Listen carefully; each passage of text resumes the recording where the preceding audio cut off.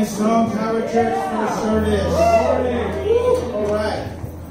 Well, I want you to know, you can do me a favor over here. Our sister Sandy over there, with Brother Dave. Sandy just diagnosed with cancer. But in Jesus' name, amen. We don't blame we don't blame it. There she is. And I know, but I don't want to mention another name, but I know there's one still in the fellowship that was diagnosed with cancer as well. And we're going to pray for her as well. Okay, in Jesus' name. Because I know God answers prayer. Amen. The reason why I know God answers prayer, remember Chuck always pray before all the service starts. He said specifically on his prayer for many months now, Lord, would you please raise up leaders at the high school? Well, there's a leader right now in high school. The Lord already raised up a leader in that high school. So that leader is sharing the gospel. They're having a Bible study on the first lunch, and we are praying on the second lunch as well. Okay, so let's pray for Sister Sandy over the Father. We already claimed the victory in this fight, Lord. Oh, yes. Father, you can raise up people from the dead. You can heal people from the leprosy, whatever sickness. Lord, this is just easy for you. I know, God, that you would just glorify your name in the midst of this. Same thing with my sister over here, Janet's neighbor. She knows what's her name. I'm not going to mention her name, Lord, because I have not asked permission. But Father, heal both of them. We hail victory in Jesus' name, Lord. Cancer is no way out of your league, God. So I pray that cancer will be gone. This tumor will be disappeared. Take it, Lord. Take it. And I pray that the doctors will see it and be amazed. And the good news, the message of Jesus Christ, will be proclaimed. In Jesus' name we pray. Amen. Amen. Hallelujah.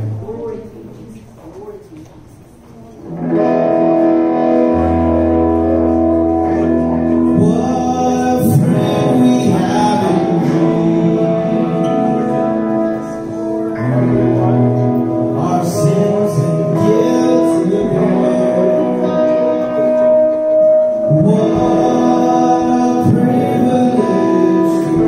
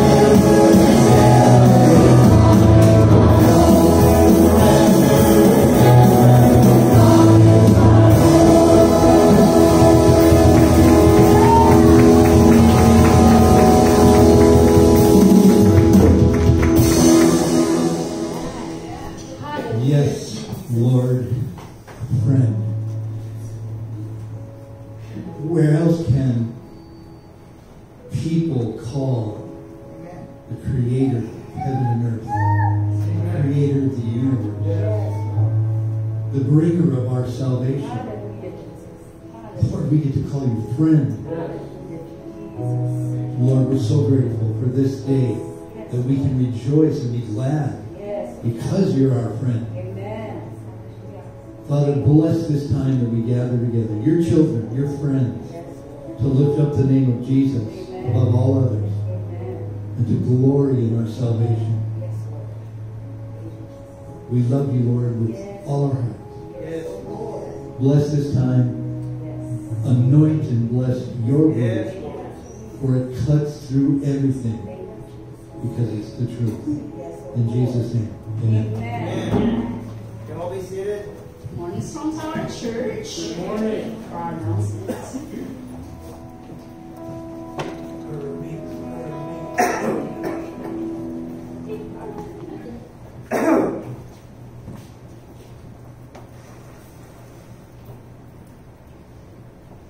We have a special video for today. Surprise.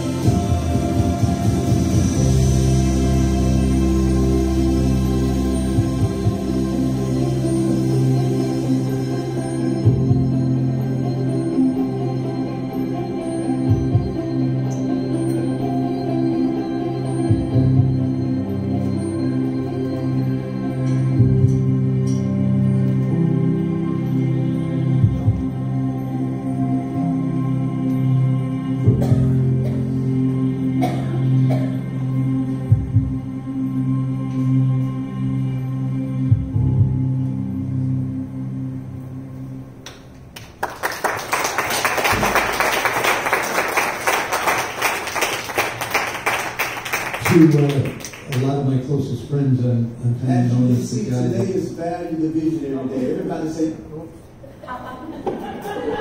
get down to Jesus. to a lot of my closest friends, I'm known as the guy that stirs things up in a good way. I want people to think. I want people to contemplate what's being said.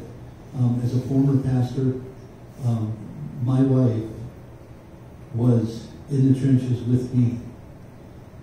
Carrie, Tess, you guys are the jewel of that shepherd's heart that you walk with. So I don't want us to get, I'm not taking anything away from Pastor Sean or Pastor Ellen, but let's remember that for years our troops, my family, was considered second class and not, they were just along for the ride. But I'm glad that in recent years, military families have been honored because of the support, because they're there. These ladies, they fight, they pray, right along with their shepherd pastor husbands. So, Carrie, Tess, thank you from the very core of my heart, and I know that's the same sentiment. So, Pastor Allen, Pastor Sean, thank you guys.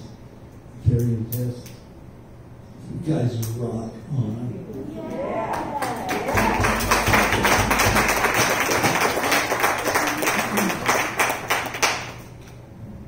Good morning. So there, we do appreciate our pastor, our senior pastor, our youth pastor, and all the retired pastors of our church. So for our announcements, yesterday was Iron Sharpens Iron. I do not know how many were there. 14 men were there. Amen. Praise the Lord. So November 1, this is next Saturday, will be the Ladies' Joy Fellowship, also 8:30 in the morning. November 16 is the last day for our Christmas Joy, the envelopes and the Christmas tree. That's the last day to bring in your donations for our Christmas outreach to Strong Tower Church, Philippines. Also on November 16, there will be a concert by Brother Sam Rothman at 3:30 in the afternoon. That is also a Sunday. November 23 is Agape Feast. It is also going to be our Feast of the King. So we have our sign-up sheet in the foyer today. Also today, after the second service, is another Agape Feast because we are having the Pastor Appreciation Day. So come back for service and share the joy, share the appreciation and the honor for our pastors and all the pastors at our Strong Tower Church. They do love the flock and we thank God for their lives.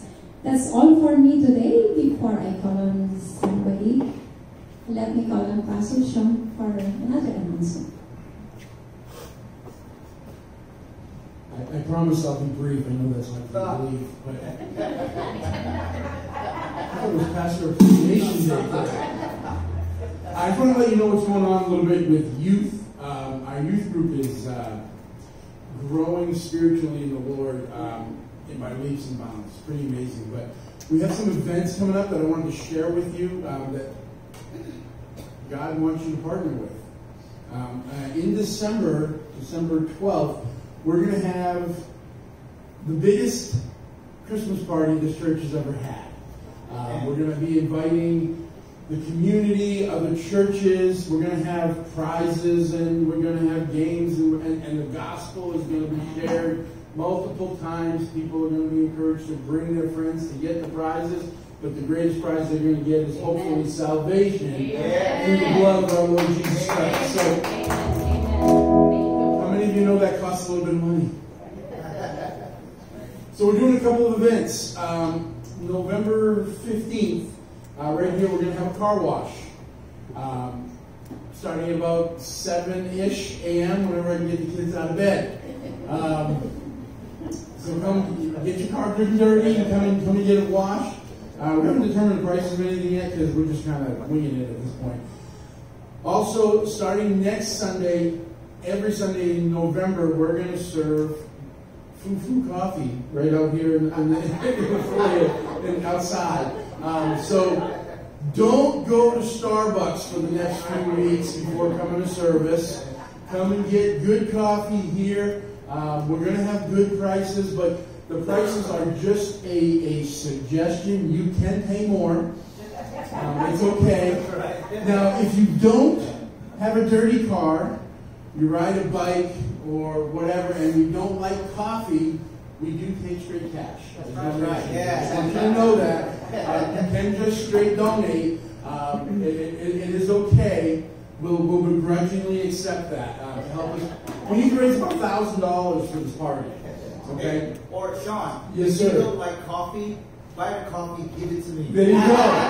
You heard it. Pastor appreciation. You can appreciate your pastor by buying him some coffee. But yes, I also believe that every need that we'll have, God will fill. And the filling of that need is in this room. It's just in your pockets. I just needed to not be in your pockets and to help the kids put on this great party. They're so excited to put this on. Really, really great time. So partner with us, help us. We're going to reach the community through this whole thing. So thank you in advance for that. And with that, I'm going to bring up one of my youth leaders. One of the ones that the amount of growth is amazing. Doing a great job in his life and is about to get married. He's going to be our song leader today. Eric, come on up, buddy.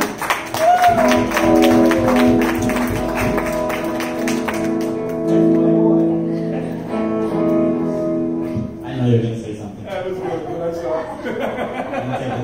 You're going to take the mic from me. My name is Eric, and I don't work for Walmart anymore.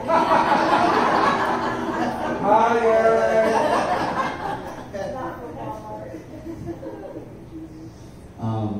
Let's read Psalm 118, verse 8 to 14. But first, I'm going to read the first verse. I think for the context reasons, it goes back there. Give thanks to the Lord, for He is good. His love endures forever. Keep remembering that.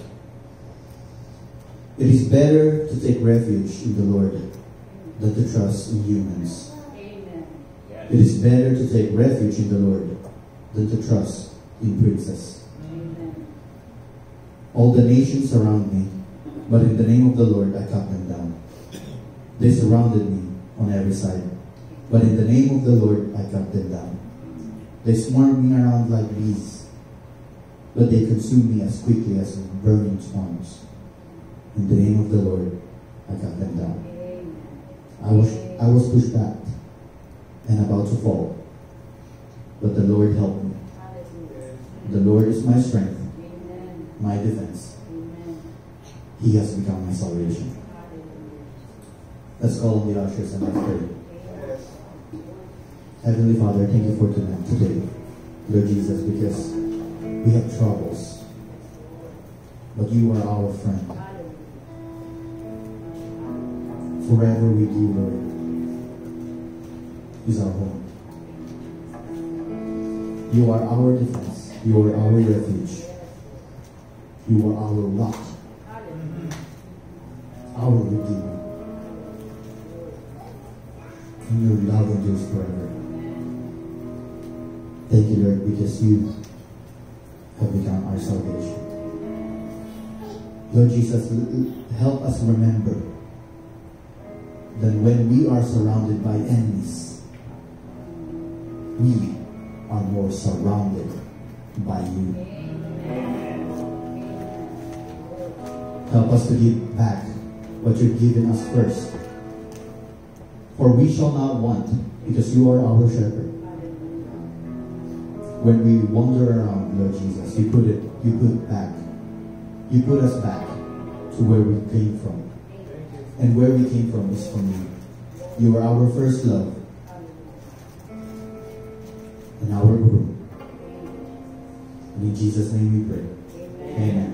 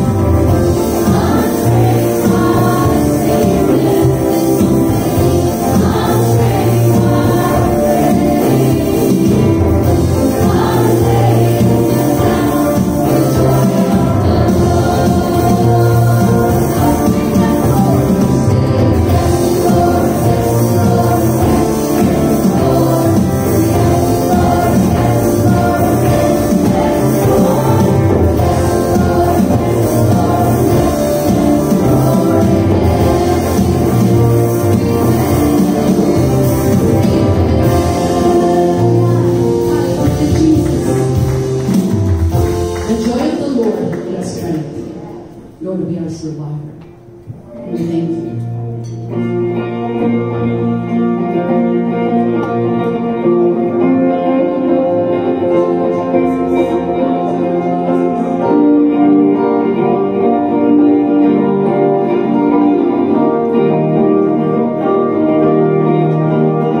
For so long I carried the weight of my past, crippled by burdens like swords on my back. I thought I had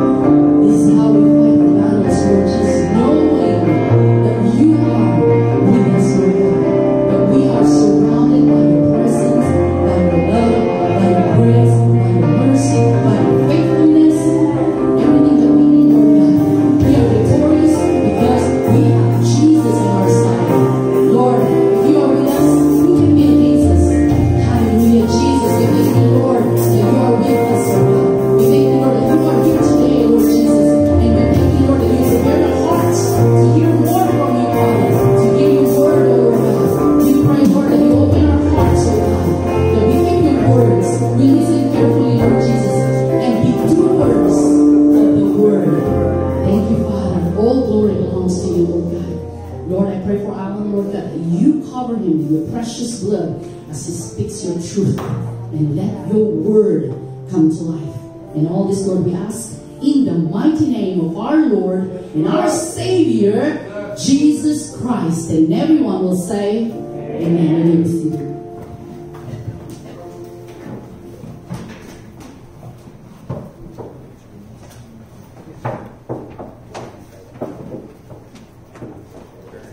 Good morning, church. Good morning. Good morning. That's how we fight our battles, right? Amen. The Lord. Thank you so much for appreciating all the pastors here at Stone Valley Church. And again, we thank our spouse, that always pray and support for us.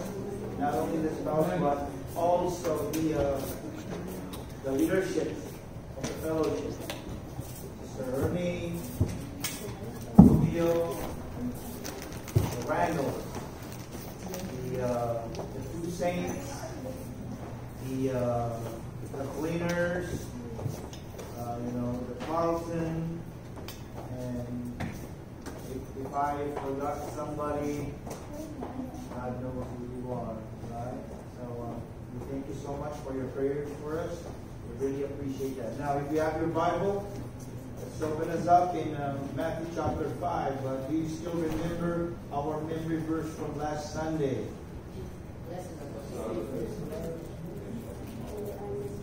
Sons of God. Amen. Amen. Blessed are the peacemakers, for they shall be called sons of God.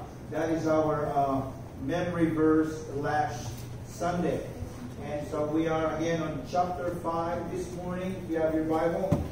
So chapter 5, we have 10, 11, 12, 3 verses this morning. 3 verses. Yeah.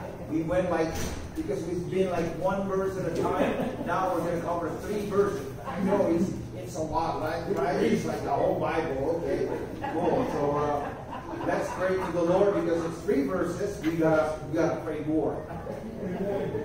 Father, we just want to thank you, Lord, for your presence in this place.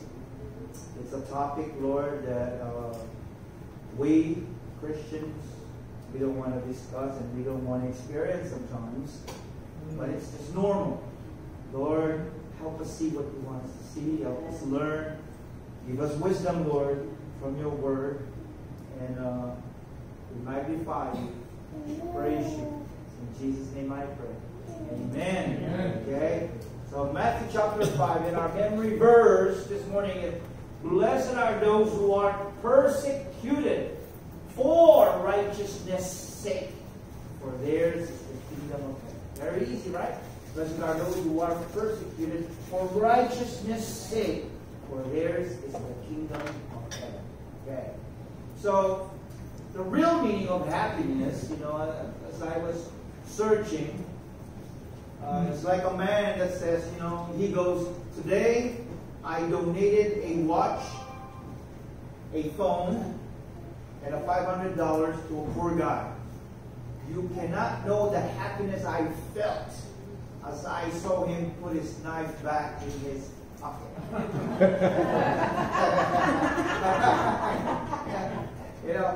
There was a big dog who was watching a little dog chase its tail. Around and around they went, And the big dog asked what he was doing. This is how the little dog responded.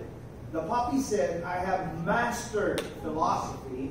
I have solved the problems of the universe, which no dog before me has rightly solved. I have learned that the best thing for a dog is happiness. And that happiness is in my tail. Thus I chase it, and when I catch it, I will have happiness. Said the old dog to the young puppy, I also have paid attention to the problems that are in the universe. I too have judged that happiness is good for a dog and happiness is in my tail. But I have noticed that when I chase after it, it keeps running away from me. But when I go about my business, it comes after me. Basically, everyone wants to be happy. Alright? Right? Everyone wants to be happy. Jesus says here in the Beatitudes that if you follow his rules, called the Beatitudes, you'll be happy. But these rules are totally weird. Like if you went to a business meeting and said, I'm poor in spirit and I really want to be righteous, they'd probably fire you. Right? It's like advice from another planet.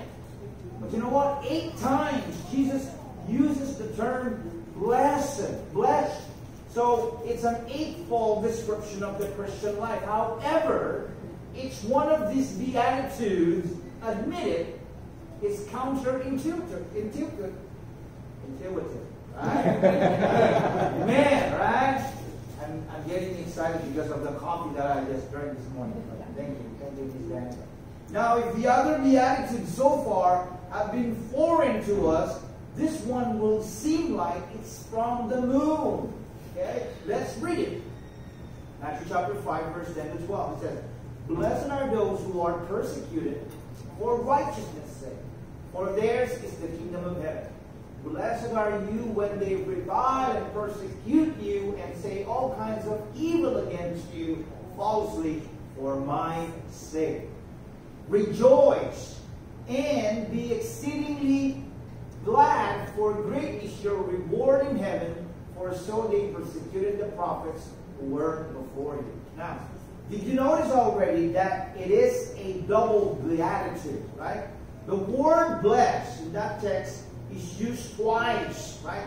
First in the third person, blessed are those. Then in the second person, blessed are you.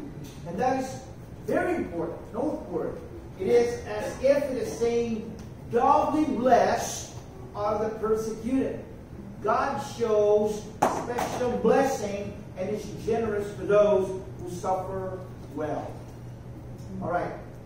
I want everyone to strap in right now, because today's sermon is about stepping into a world most of us would rather avoid. Okay? Like that one friend on Facebook who only posts passive-aggressive memes. I'm talking about persecution here. Okay? It is the polar opposite of a chief aim in life, which most of us is smiling really hard at the camera until our teeth hurt. But you will find that if you keep Jesus' priorities like the tail following the dog, happiness will discover you. You know, we Americans here in the United States, we cry, persecution, you know. If someone we saw so much as giggles at our in case of rapture, I've already left bumper sticker, right? We're being persecuted already. We act like we're being martyred because somebody made a face at our stick figure family with a cross instead of a dog, right? If an atheist in a Prius gives us a funny look, we declare a holy war, holding justice, pass the tissue, right? Now again, this is such an unusual idea and a strange passage that I want to look at this morning. You know, newspaper people will ask the question, who, what, where, why, how, but I'm not going to ask all that questions. But it is unusual enough that I want to ask first, you know, what is persecution? The second question is, why? Why does it happen? And then third, how? How can we handle it? So let's go to the first question. What is persecution? Well, here, Jesus says, based on our text, blessed are those who are persecuted for righteousness' sake. Well, what does that mean? You know, is persecution simply being treated badly by people? That if we don't get our way, people don't like that? Does that mean we say, well, I've been persecuted, you know? Now, listen carefully. This is what persecution is. Persecution is the inevitable clash between two irreconcilable value systems, right? You put the value system of the world, which is apart from Christ, and the value system of the kingdom of God close to one another, guaranteed you're going to have persecution. It is inevitable.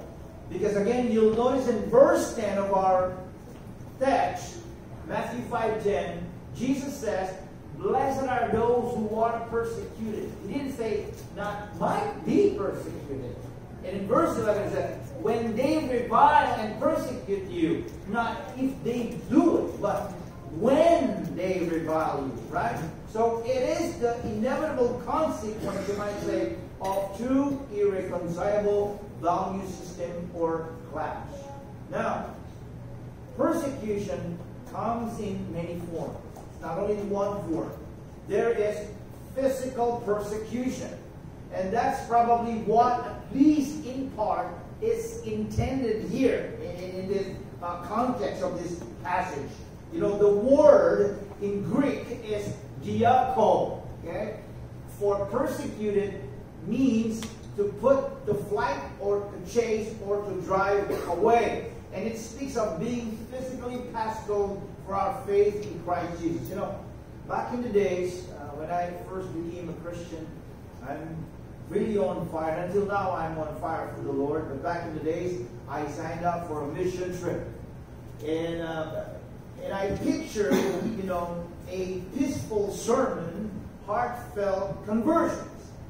What I got was an angry mob and a very real possibility of having to explain to my mom that I got into a secret fight for Jesus. You know, thankfully the crowd dispersed, but for a solid 5 minutes, I was convinced that I was going to be a cautionary tale hearing that sound, right?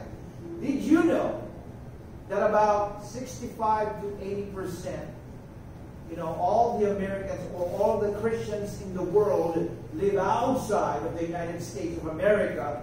Most all of them, 3/4 of the world's Christian population is susceptible to physical persecution. And if you look back through the history of the church, the forefathers paid a tremendous price for believing in Christ. And one of the books you could ever get a hold of, and I recommend it for you to read it, is Fox's Book of Martyrs. It is a must-read. It is a chronology of those who live their faith out in the value system of this world and were persecuted for it. So, you might say, well, you know, Pastor, that happened so long ago. This passage certainly doesn't have anything to do with this. Okay, listen to this. In 2025, a Phoenix man was convicted of a hate crime for targeting Christian churches in Arizona and California with bomb threats. An Arizona man confessed to murdering a pastor and revealed that he planned to kill other Christian leaders because he stated that he committed the murder because he believed Christian pastors were misleading people by teaching the New Testament. And you know, you and I know recently what happened to Brother Charlie Kirk. Right? That's physical persecution. Then there's verbal persecution. You know, not just physical, but verbal. Notice the text. It says, blessed are you when they revile you and say all kinds of evil against you falsely. You know, the word revile means to cast in one's teeth. Or in other words, to throw abusive words in your direction. And I think this is the most common form of persecution that we face today, right? Now, people slander us. They call us Jesus freak, or fundamentalist, or bigot, or intolerant, or whatever it might be, right? We hear verbal insults thrown our way. They call Jesus, you know, back in the days in the New Testament, you know that they called Jesus glutton, a wine bibber, afraid of tax collectors, and sinners. People was named a babbler, right? All when he was in Athens by those who were citizens over there. Festus said to Paul, you are beside yourself. That means, Paul, you are nuts, right? The Roman historian Tacitus said of the early Christian martyrs, mockery of every sort was added to their death. So again, there is physical persecution and there is verbal persecution. There's another one, social persecution, right? In Luke chapter 6, Jesus said, blessed are you when they exclude you. Some of you perhaps have been shunned for social gatherings. We don't want Christians to spoil the fun, so you're not invited because you'd spoil the fun. That is, if you talk about Jesus in the midst of the party. Some of you have suffered the lack of a promotion in business because you are a Christian. And we don't want somebody like that in a position of power and authority. And I've known people who have been cast out of their family, disowned as a family member. In fact, Brother Sam Ratman, who's going to have a concert, okay? He's playing classical music on piano. He's a Messianic Jew. Because he became a Christian, his Jew family rejected him, right? And they disowned him. You know, back 2,000 years ago, Rome did this. They invented churches against Christians to exclude them from social gatherings. Did you know that the early Christians in Rome were called cannibals?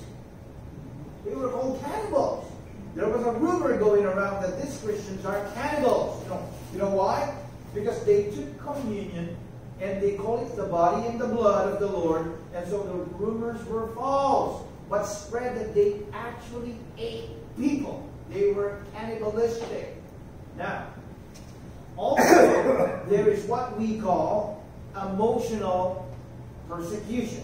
Again, Luke chapter 6, when Jesus says, "Blessed are you when they cast out your name as evil." I mean, have you been noticing that news broadcasts lately were being, accused of hate crimes, right? People always thought that Christians are haters. You're just haters. Because we would say some kind of behavior is wrong, right? I mean, we love the person, but that behavior is wrong. And they call that a hate crime. You'll be accused of being intolerant. And they'll say, we cannot tolerate that. Madeline Murray O'Hare did an interview once, and she said, listen to her words, okay?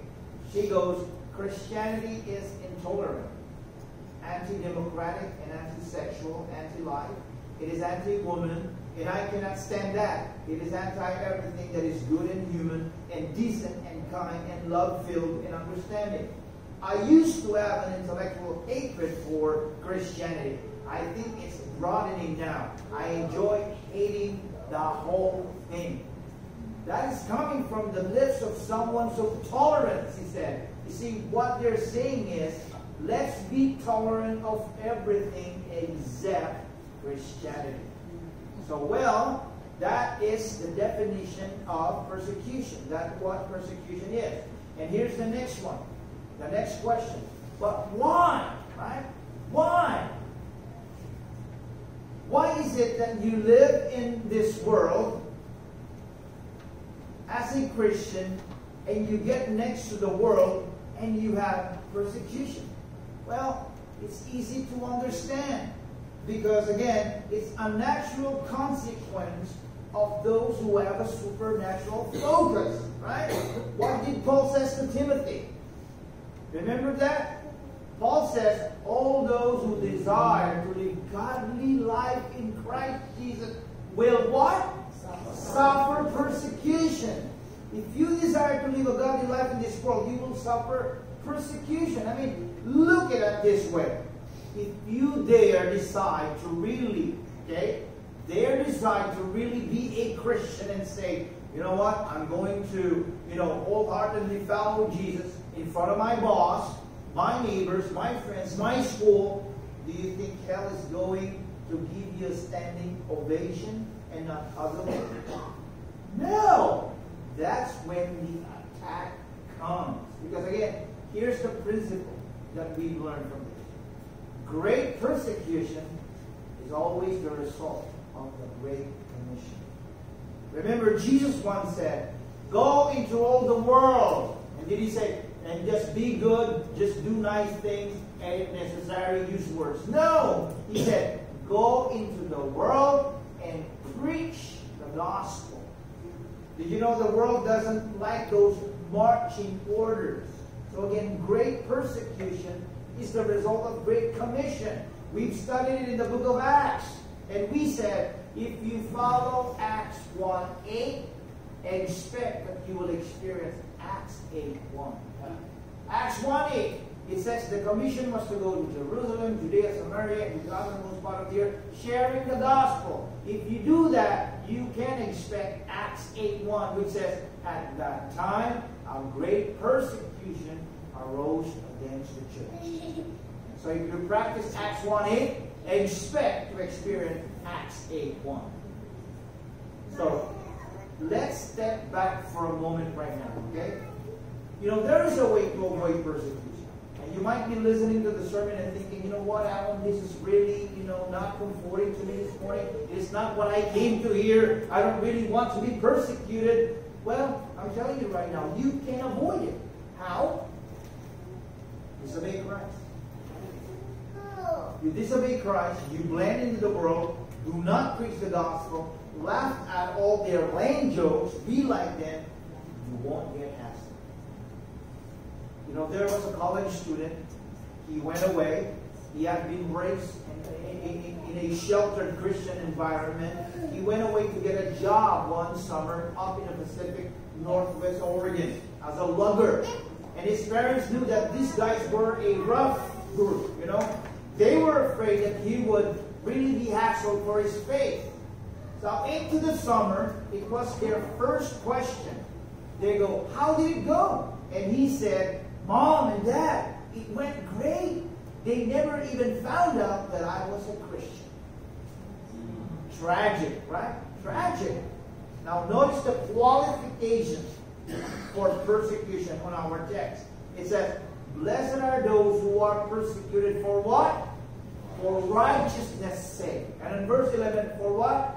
For my sake, for God's sake, for Jesus' sake. Those are the qualifying phrases. Listen, Jesus is not saying, blessed are the persecuted. There is no blessing in getting beat up, hassled, or persecuted. I heard about a missionary who was standing next to a cannibal, and the cannibal was just staring at him, and the missionary said, why are you looking at me so intently? And the cannibal said, I'm the food inspector. So again, listen. I mean, there's no blessing in getting eaten up by the world. No, it's those who are persecuted for righteousness' sake. So if you're going to get hassled, make sure it's for the right reason, right? Again, it doesn't say, blessed are those who are persecuted for weirdness' sake. Or blessed are those who are persecuted for obnoxiousness' sake. I mean, did you know you can bring persecution on yourself by just being goofy? Right? Right? There was a preacher, by the pier, he didn't attract one person. He had his Bible in the air, waving it like this. He was ranting and raving it, and he's grabbing up somebody by the scruff of the neck and drew them in and held his arm and yelled at him. And I didn't watch crowds flock. I watched people become repulsed, and he was persecuted. But it wasn't for righteousness' sake. He was weird, and he was persecuted, and he thought he was persecuted. The gospel message is not, hey, you uncircumcised Philistine, you like hell, right? No, that's just being obnoxious. Paul spoke of those who have zeal that is not according to knowledge. Jesus said, you need to be wise as serpents and harmless as doves. God wants sharpshooters, not machine gunners. Aim carefully. Craft the gospel message to them, say in a very strategic manner. You're going to Starbucks or a coffee shop and everything, and you act like Karen. They call that in the media Karen. You behave like a Karen, right? And then when people are like, oh, she's a Karen, and then you go, oh, I'm being persecuted because I'm being... No! Behave well, right? I mean, 1 Peter 4:14-6, basically this verse tells us that if you're going to suffer, make sure it is for righteousness' cause, right? Because again, blessed are those who are persecuted for the sake of their cause, you know. And here's the verse. If you are reproached for the name of Christ, that's the word, for the name of Christ, not on your name, not on your own cause, blessed are you, for the Spirit of glory and of God rests upon you. On their part, he is blasphemed, but on your part, he is glorified. But let none of you suffer as a murderer, a thief, an evildoer, or a busybody in other people's matters. Yet if anyone suffers as a Christian, let him not be ashamed, but let them glorify God in this matter. So those are my two questions as the investigative reporter. What is persecution? Why does it happen? And now the third one, how? How do we handle persecution? Well, according to the verse, how do we handle this animosity that the world gives toward us as we live our value system? Well, Jesus says, rejoice and be exceedingly glad. You know, the word means you skip and jump with happy excitement. Be overjoyed. I got to admit something to you. You know what? I don't get it.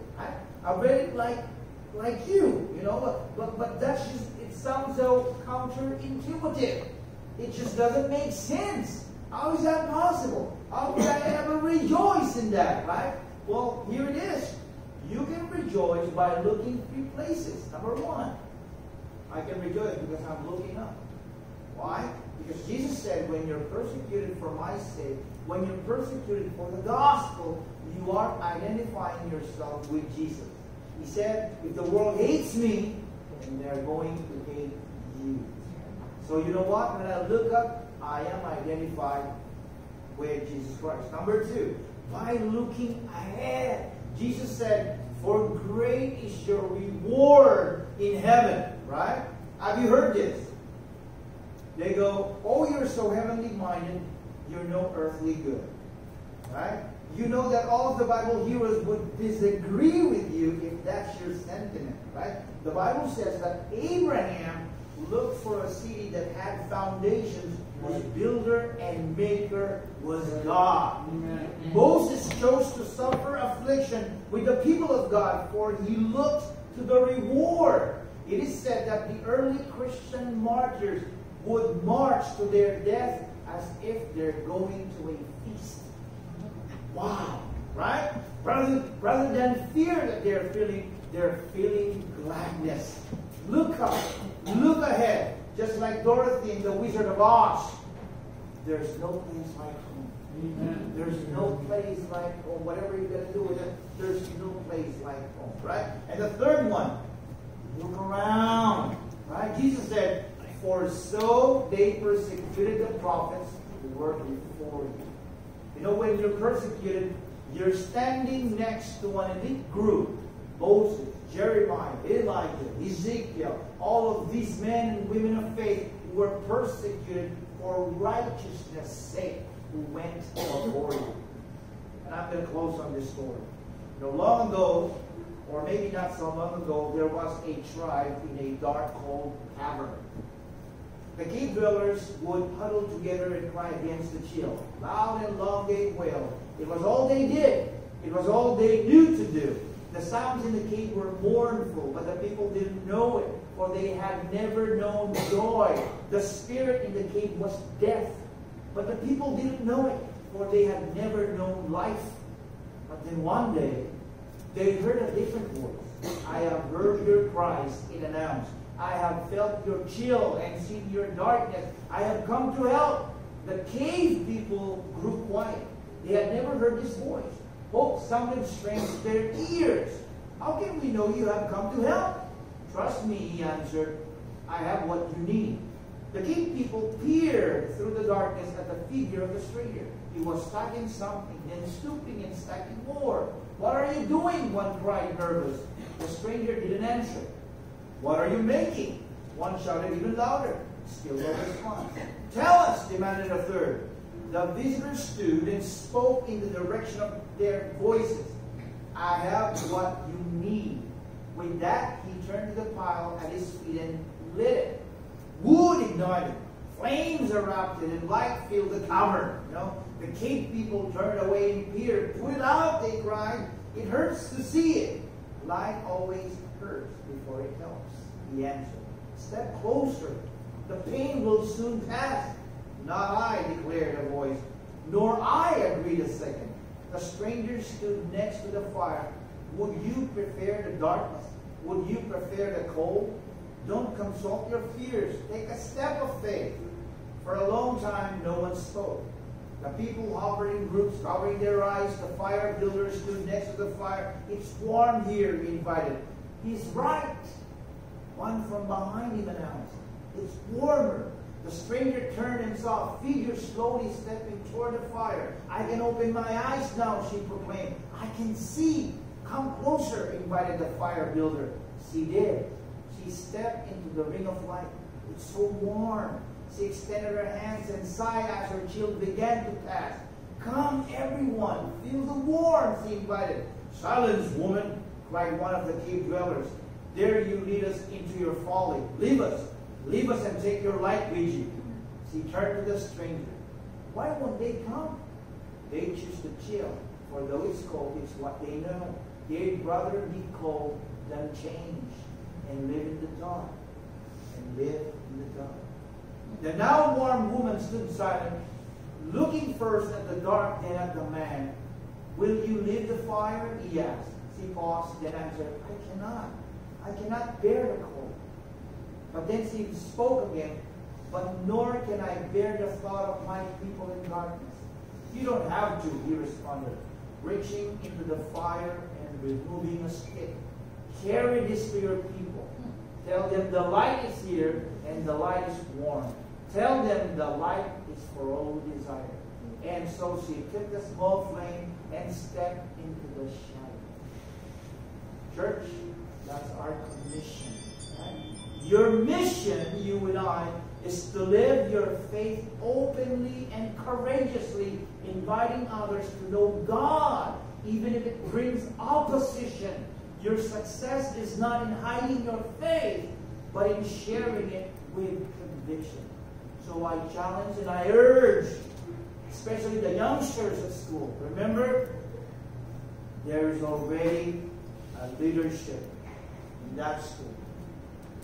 But based on the information that I heard, that leader can only do the Bible study on the first lunch, the first recess.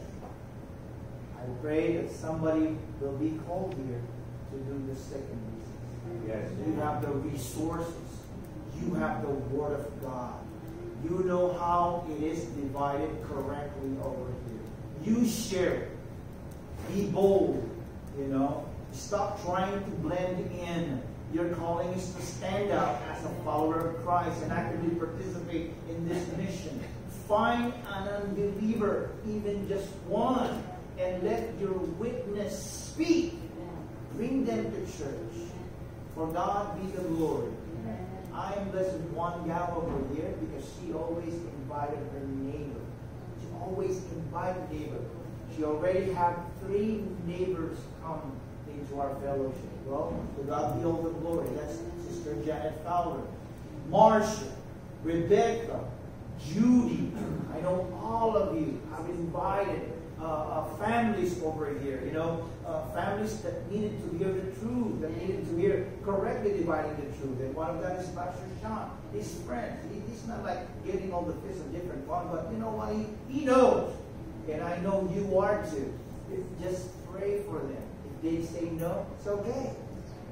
One day they will say yes, and that yes, you know, they'll stay. Again, this week, you're commissioned to a purpose. And I challenge you to show the world what being Christian truly means.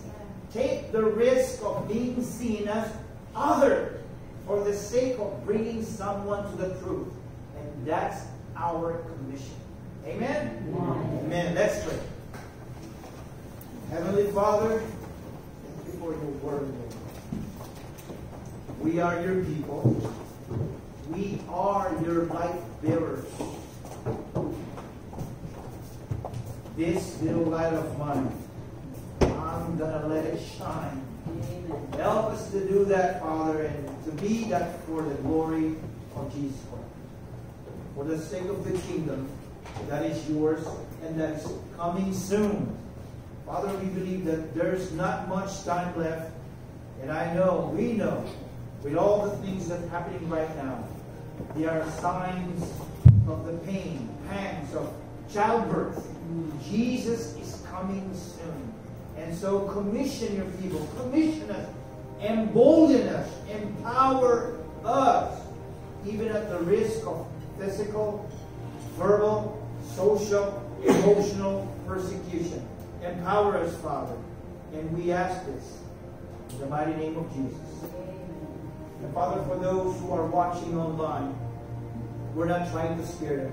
Oh, that's how it is when you believe in Jesus Christ. You'll be persecuted and everything. Well, better be persecuted and go to heaven, rather than not being persecuted and go to hell. You know?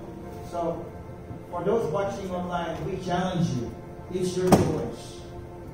There will be a day that when Jesus comes, would you rather accept Him as your Lord, as your Savior right now? Or would you rather see Him as your judge? You choose. And I'm telling you, it is not that hard. The Bible says that if you confess your lips the Lord Jesus Christ and believe in your heart, just believe in your heart just like a child. No argues, because that's what He said. If you accept me, and if you confess me with your lips, and believe in me with all your heart, that God the Father raised me from the dead, you will be saved. That's what His word says. So if you're ready to do that, just say, Jesus, I confess that I am a sinner in need of a Savior. You are my Savior. Would you please come in to my heart? And I am accepting you as my Lord, my God, and my Savior. Father, you said in your word, it is so clear that we as Christians, if we leave poor in spirit and mourn, we will become meek. And if we run after righteousness, we will be filled. And from there we will be merciful. And from being merciful, we will be called sons of God. We will see you because we're going to have a pure heart. And we will be a peacemaker. And because of that, normally we'll be persecuted. But help us, Lord, to stand strong. For you are our hope. You are our victor's crown. You already won the battle for us. So, Father, we rejoice in the hope that we have. Bless your people, Father, for the hope that they have in you. In Jesus' name, amen and amen.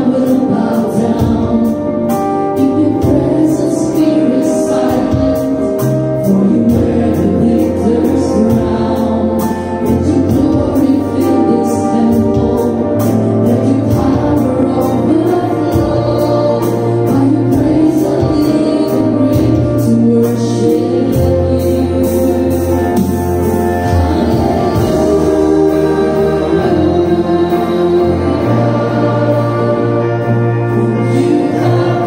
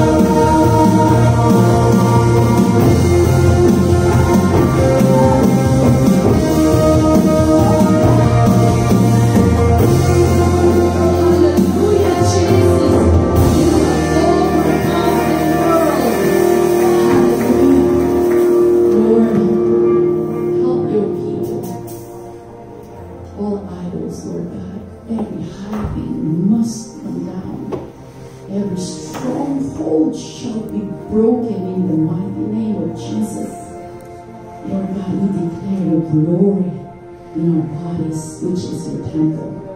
We declare your glory in our bodies, which is your temple. Lord, use us, Lord, for your glory. Send us, Lord Jesus. Help us, Lord God, to stand firm in your word. Help us, Lord, to shine that light that you have given us, Lord God. Jesus, you are the light of the world. And here, Lord God, because we have you, Lord, we are also, Lord God, be the light of the world, Lord God. Lord, help us to shine that light. Help us, Lord God, to be bold. Help us to carry the name of Jesus, our Lord and our Savior, everywhere we go, Father. And always prepare to give defense to anyone, Lord God, who will ask for the hope that we have in you. Lord, bless your people. Shine your face upon all of them, Lord God, and give them your peace that transcends all understanding, Lord. It says in your word, rejoice always, give thanks in all circumstances, for this is the will of God in Christ in you.